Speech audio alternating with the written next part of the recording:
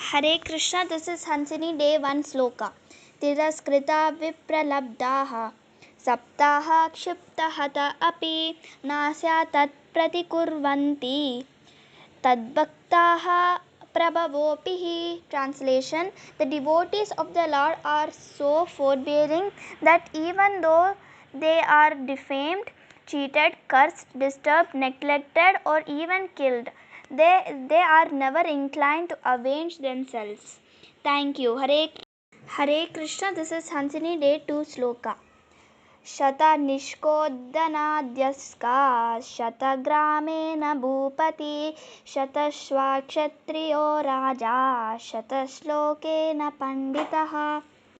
Translation: if one has 100 nishkas, measurement of wealth, he is called rich, and if one possesses 100 villages under his control, he will become landlord of that area. If one has 100 horses, he will be called as a king, and if one knows 100 slokas, he will called as pandita. Thank you. Hare Krishna, this is Hansini, day 3 sloka. शातं विहाय भोक्तव्यं सहस्रं स्नानमाचरेत् लक्षं विहाय दातव्यं कोटिं त्यक्त्वा हरिं भजेत्. Translation: you have to eat by leaving 100 things aside or 100 people aside. Similarly, take a bath by leaving 1000 things or people aside, and give charity by leaving a lakh things or people aside, and worship or serve the Supreme Lord Hari by leaving a crore things or people aside. Thank you. Hare Krishna, this is Hansini, day 4 sloka. Aham sarvasya prabhavo matta sarvam pravartate iti matva bhajante mam buddha bhava samanvita.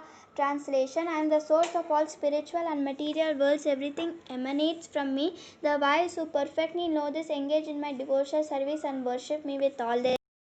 Hare Krishna, this is Hansini, day 5 sloka. मत्तः परतरं ज्ञात किंचिदस्ति धनंजय मयि सर्वमिदं प्रोतं सूत्रे मणिगणा इव. Translation: O conqueror of wealth Arjuna, there is no truth superior to me. Everything rests upon me as pearls strung on a thread. Thank you. Hare Krishna, this is Hansini, day 6th sloka. दिवसेनैव तत् कुर्यात् येन रात्रौ सुखं वसेत् अष्टमासेन तत् कुर्यात् येन वर्षात् सुखं वसेत् पूर्वे वयसि तत् कुर्यात् येन वृद्धा सुखं वसेत् यावत् जीवं तु तत् कुर्यात् येन प्रेत्या सुखं वसेत्.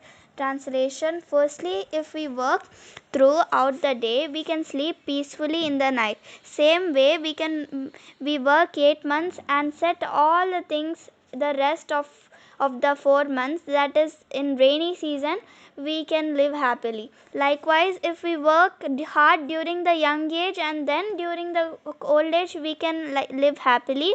Finally, if we work hard and throughout the life, then we can leave this body happily. Thank you. Hare Krishna. Hare Krishna, this is Hansini, day 7 sloka. विद्वत्वं च नृपत्वं च नैव तुल्यं कदाचन स्वदेशी पूज्यते राजा विद्वान् सर्वत्र पूज्यते. Translation: scholarship and royalty are never comparable because a king is honored within his own country, whereas a scholar is revered everywhere. Hare Krishna, this is Hansini, day 8 sloka. कृषितो नास्ति दुर्भिक्षं जप्तो नास्ति पातकं मौनेन कलहं नास्ति जागरितो भयम्. Translation: there is no drought by agriculture and there won't be any sin left by chanting the name of Krishna. There won't be any quarrel if we just keep quiet or avoiding unnecessary involvements. There won't be any fear if you awake by having all the knowledge, especially spiritual knowledge like Gita and Bhagavatam. Thank you. Hare Krishna. Hare Krishna. धर्म एवाहतो हन्ति धर्मो रक्षति रक्षिता तस्मात् धर्मो न हन्तव्यो मानो धर्मो हतो वदेत्. If we kill dharma, dharma will kill us, and if we protect dharma, in return dharma will protect us. Thank you. Hare Krishna. Hare Krishna. श्लोकेन तदर्थेन पादेन एकाक्षरेण वा अबन्ध्यं दिवसं कुर्यात् दानाध्यायन कर्मभिः. We have to study at least one sloka daily and understand it thoroughly. If not half of the quarter of it or one letter of it, we have to think about it whole day. By daily going good activities like studying the scriptures and doing charitable works, we should utilize our time, and we should not waste our time unnecessarily. Hare Krishna. Hare Krishna. This is Hansini. Day 11 Shloka. अनारोग्यम अनायुष्यम अस्वर्गयम चाति भोजनम अपुण्यम लोकविद्विष्टम तस्मात् तत्परिवर्जयेत्. Translation: overeating spoils one's health. It reduces the lifespan, gives grief in all the possible ways. It destroys both material life and spiritual life. Hence, avoid overeating. Thank you. Hare Krishna. This is Hansini. Day 12 Sloka. आतुरे व्यसने प्राप्ते दुर्भिक्षे शत्रुसङ्कटे राजद्वारे श्मशाने च यतिष्ठति सा बान्धवा. Translation: one is considered as a real relative when he is accompanied us in disease, distress, drought, danger, with enemies, court and graveyard. Thank you. Hare Krishna. This is Hansini. Day 13th Sloka. युक्ताहार विहारस्य युक्तचेष्टस्य कर्मसु युक्त्वा स्वप्नावबोधस्य योगो भवति दुःखः. He who is regnant in his habits of eating, sleeping, recreation and work can mitigate all material pains by practicing the yoga system. Thank you. Hare Krishna. Hare Krishna. This is Hansini. Day 14th Sloka. नात्यस्नतस्तु योगोऽस्ति न चैकान्तम् अनस्नतः न चाति स्वप्नशीलस्य जाग्रतो नैव चार्जुन. Translation: there is no possibility of one's becoming a yogi. O Arjuna, if one eats too much or eats too little, sleeps too much or does not sleep enough. Thank you. Hare Krishna. Hare Krishna. This is Hansini. Day 15th Sloka. नास्ति कामा समो व्याधि नास्ति मोहा समो रिपु नास्ति Copa समो व्याधि नास्ति ज्ञानात् परं सुखम्. Translation: there is no greater disease than desires. There is no greater enemy than illusion. There is greater fire than anger, and there is no greater happiness than getting this kind of knowledge. Thank you. Hare Krishna. Hare Krishna. This is Hansini. Day 16th Sloka. कार्पण्यदोषोपहतः स्वभावः पृच्छामि त्वं धर्मसम्मूढचेता यश्रेयशान्निश्चितं ब्रूहि तन्मे शिष्यस्तेऽहं साधिमां त्वं प्रपन्नम्. Now I am confused about my duty and have lost all composure because of the miserly weakness. In this condition I am asking you to tell me for what is certain best for me. Now I am your disciple and I soul surrender unto you. Please instruct me. Thank you. Hare Krishna. Hare Krishna. This is Hansini. Day 17th Sloka. असोच्यानन्वसोचस्त्वं प्रज्ञवादं सभाससे कथासुं च नानुशोचन्ते pandita.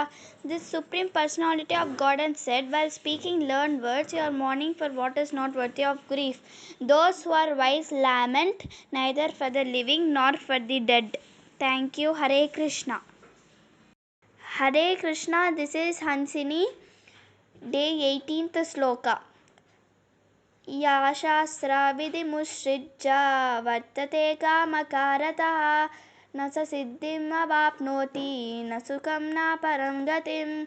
Translation: He who discards scriptural injunctions and acts according to his own whims attains neither perfection nor happiness nor the supreme destination. Thank you. Hare Krishna.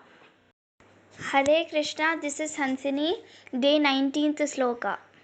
सुलभा पुरुषा राजन् सततं प्रियवादिना अप्रियस्य च पद्यस्य वाक्ता स्त्रोत च दुर्लभः.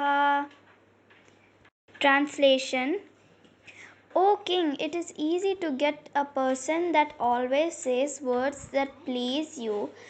However, it is very difficult to find someone who can say something that is unpleasant to hear but it brings welfare to you. Hare Krishna. Thank Hare Krishna. This is Hansini, day 20 sloka.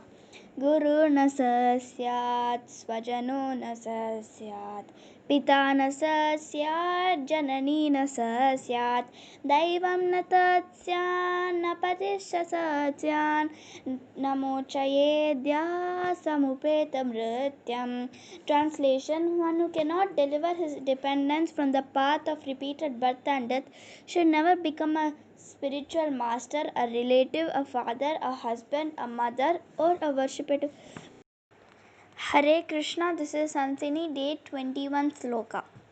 Ahara nidra bhayametunam cha samanyametat pashubirnaranam dharmo hitesham adhiko vishesho dharmena hina pashubi samana.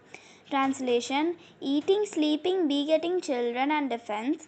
These four principles are common to both human beings and animals. The distinction between human life and animal life is that a man can search after God and follow the rules and regulations, but an animal cannot. That is the difference. Therefore, a man without that urge for searching after God is no better. Hare Krishna. This is Hansini, day 22 sloka.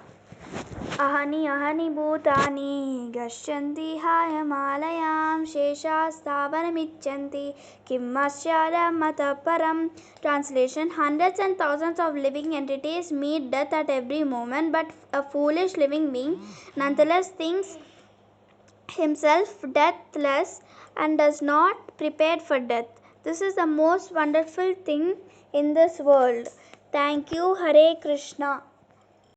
Hare Krishna. This is Hansini, day 23 sloka. सर्वस्य चाहं हृदि सन्निविष्टो मत्तः स्मृतिज्ञानमपोहनं च वेदैश सर्वैरहमेव वेद्यो वेदान्तकृद्वेदविद् एव चाहम्. Translation: I am seated in everyone's heart, and from me comes remembrance, knowledge, and forgetfulness. By all the Vedas I am to be known. Indeed, I am the compiler of the Vedanta, and I am the knower of the Vedas. Thank you. Hare Krishna. Hare Krishna. This is Hansini, day 24 sloka. Arjuna uvacha param brahma parandama pavitram paramam bhavan purusham shashvatam divyam adidevam majam vibhum ahusvam rishaye sarve devarshir naradastata ashito devalo vyasa swayam chaiva bravishime. Translation: Arjuna said, You are the Supreme Personality of Godhead, the ultimate abode, the purest, the absolute truth. You are the eternal, transcendental, original person, the unborn, the greatest. All the great sages such as Narada, Asita, Devala, and Vyasa confirm this truth about you. And now you yourself are declaring it to me. Thank you. Hare Krishna. Hare Krishna. This is Hansini, day 25 sloka. Vidya dadati vinayam vinayatyaati patratam patratva dhanamapnoti danat dharmam tata sukham. Education makes one humble, humility makes one capable, capacity allows to one make money, with ample wealth one can perform good deeds, dharma, with good deed comes accomplishment and ultimate happiness. Thank you. Hare Krishna. Hare Krishna. This is Hansini, day 26 sloka. उद्यमेनैव सिद्ध्यन्ति कार्याणि न मनोरथया न हि सुप्त्यस्य सिंहस्य प्रविशन्ति मुगे मृग. Translation: Work gets accomplished by effort. Industry only, but not merely wishing it. The animals don't enter into the mouth of a sleeping lion such. A lion must go out and hunt for its own food. Thank you. Hare Krishna. Hare Krishna. This is Hansini. Day 27 Sloka. संभोजनं संकथनं संप्रीतिश्च परस्परं ज्ञातिभासः कार्याणि न विरोधा कदाचन. Translation: One should always welcome interactions with extended families and relatives by having food together, listening to them, asking thought-provoking questions, visiting their home. One should never show any enmity towards them. Thank you. Hare Krishna. Hare Krishna. This is Hansini. Day 28 Sloka.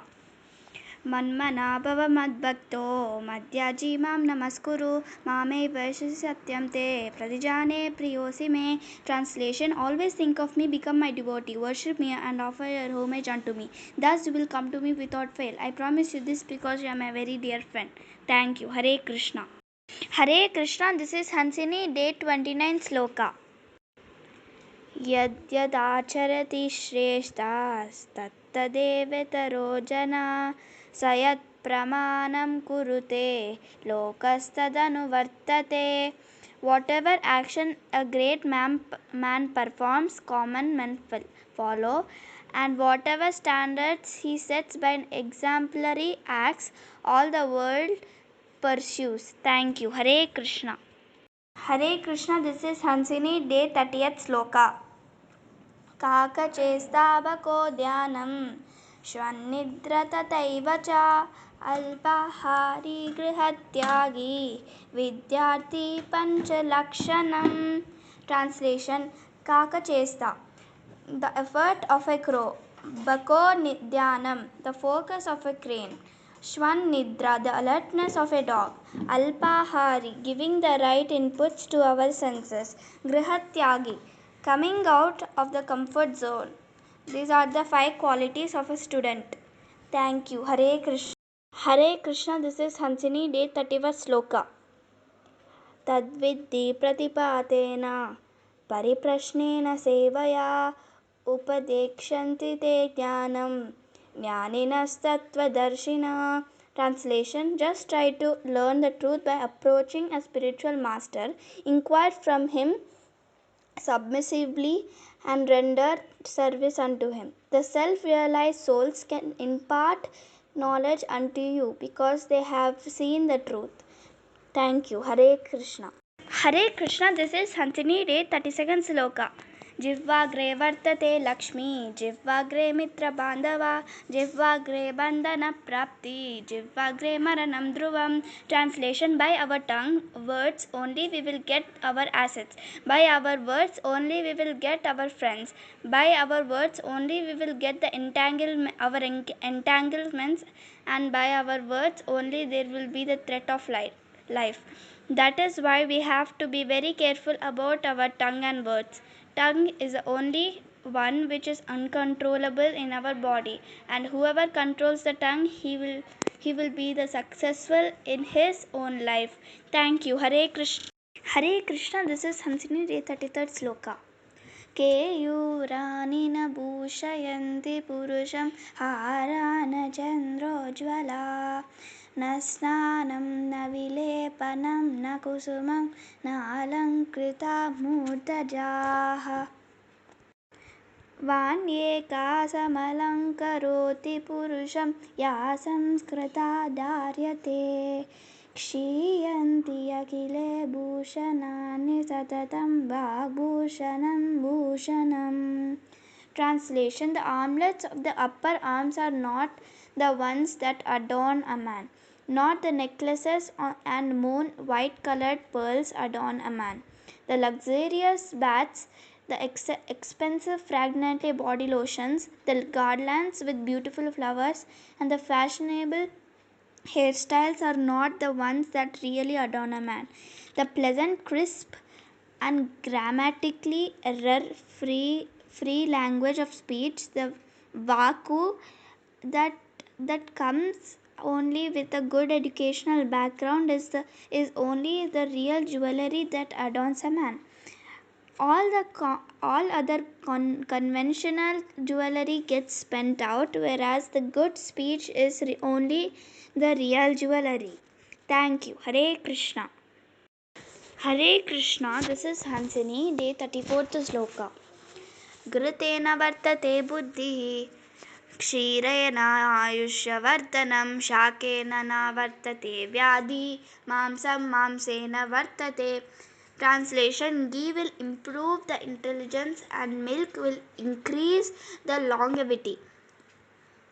By taking vegetarian food, we can avoid so many diseases, and by meat eating, meat only grow in the body. Thank you. Hare Krishna. Hare Krishna. This is Hansini, day 35th sloka. जन्म कर्म च मे दिव्यम् एवं यो वेति तत्त्वता त्यक्त्वा देहं पुनर्जन्म नैति मामेति सो Arjuna. Krishna speaking to Arjuna: one who knows the transcendental nature of my appearance and activities does not, upon leaving the body, take his birth again in this material world, but attains my eternal abode. O Arjuna. Hare Krishna. Happy Janmashtami to all. This is Hansini, day 36th sloka. एते चंशा कलपुंशा कृष्णस्तु भगवान् स्वयम् इन्द्रारिव्याकुलं लोकं व्रीडयन्ति युगे युगे. Translation: all of the above mentioned incarnations are either plenary portions or portions of the plenary portions of the Lord. But Lord Sri Krishna is the original personality of Godhead. All of them appear on planets whenever there is a disturbance created by the atheists. The Lord incarnates to protect the thieves. Thank you. Hare Krishna. Hare Krishna. This is Hansini. Happy Prabhupada Appearance Day. Day 37th sloka. Kaumara archaret pragno dharman bhagavatanniha durlabam manusham janma tadapi adruvam artadam. Translation: Prahlada Maharaj said, one who is sufficiently intelligent should use the human body from the very beginning of life. In other words, from the tender age of childhood, to practice the activities of devotional service, giving all other engagements. The human body is most rarely achieved, and although temporary like other bodies, it is meaningful because in human life one can perform devotional service. Even a slight amount of sincere devotional service can give one complete perfection. Thank you. Hare Krishna. Hare Krishna. This is Hansini, day 38th sloka. तेषां सतते उक्तानां भजतां प्रीतिपूर्वकं ददामि बुद्धियोगं तं येन मामुपयान्ति ते. To those who are constantly devoted to serving me with love, I give the understanding by which they can come to me. Thank you. Hare Krishna. Hare Krishna. This is Hansini, day 39th sloka. यान्ति न्याया प्रवृत्तस्य तीर्यं चोपि सहायताम् अपां तु गच्छन्तं सोदारोऽपि विमुञ्चति. Translation: even other living beings are willing to help the person who upholds the justice and follows the righteous path, whereas one who acts on the wrong path and treat others unfairly will be abandoned by his own brother. Birds, squirrels and monkeys helped Lord Rama in his mission, but Vibhishana left Ravana and didn't help him in his wicked act. Hare Krishna. This is Hansini, day 39th sloka. तेषाम् एमानुकम्पार्थम् अहम् अज्ञानजान्तमा नाशयाम्यात्मभावस्तो ज्ञानदीपेन पार्श्वता. To show them special mercy, I dwelling in their hearts, destroy the shining lamp of knowledge, darkness born of ignorance. Hare Krishna, this is Hansini, day 41 sloka. छायामान् यस्य कुर्वन्ति तिष्ठन्ति स्वयमातपे फलन्यपि परार्ताय वृक्षा शतपुरुषा इव. Translation: Trees provide cool shade to others standing in the scorching heat of the sun and also provide their fruit for the benefit of others. Noble and righteous persons are also like the trees and live their life for the benefit of mankind. Thank you. Hare Krishna. Hare Krishna, this is Hansini, day 42 sloka. Acharyat padamadate padam shishya swamedaya padam sad brahmacharibhya padam kalakramena cha. Translation: A student will learn from a guru a quarter of knowledge and another quarter from his own experience and another quarter from his fellow students and rest quarter from his own experience throughout the life, and then he will be. Hare Krishna, this is Hansini, day 43 sloka. Yajnadana tapa karma natyajam karyam evatat yajno danam tapaschaiva pavanani manishinam. Translation: Acts of sacrifice, charity and penance are not to be given up. They must be performed. Indeed, sacrifice, charity and penance purify even the great souls. Thank you. Hare Krishna. Hare Krishna, this is Hansini, day 44 sloka. Tasmat sarveshu kaleshu mam anushmara yuddha cha mayarpita mano buddhir mam evaishyasya shamshayash. Translation: Therefore, Arjuna, you should always think of me in the form of Krishna and at the same time carry out your prescribed duty of fighting. With your activities dedicated to me and your mind and intelligence fixed on me, you will attain me without doubt. Thank you. Hare Krishna. Hare Krishna, this is Hansini, day 46th sloka. नाम संकीर्तनं यस्य सर्वपापप्रणाशनं प्रणामो दुःखशमनस्तं नमामि हरिं परम्. Translation: I offer my respectful obeisances unto the Supreme Lord Hari, the congregational chanting of whose holy names destroys all sinful reactions, and the offering of obeisances unto whom relieves all material suffering. Thank you. Hare Krishna, this is Hansini and day 40th sloka. Ekam shastram devaki putra geetam eko devo devaki putra eva eko mantrastasya namani yani karmapi ekam tasya devasya seva. Translation: There need be only one holy scripture, the divine Gita, sung by the Lord Krishna, only one worshipable Lord Shri Krishna, only one Mahamantra, his holy names, and only one duty, devotional service unto the supreme worshipable Lord Shri Krishna. Thank you. Hare Krishna. Hare Krishna, this is Hansini, day 49 sloka.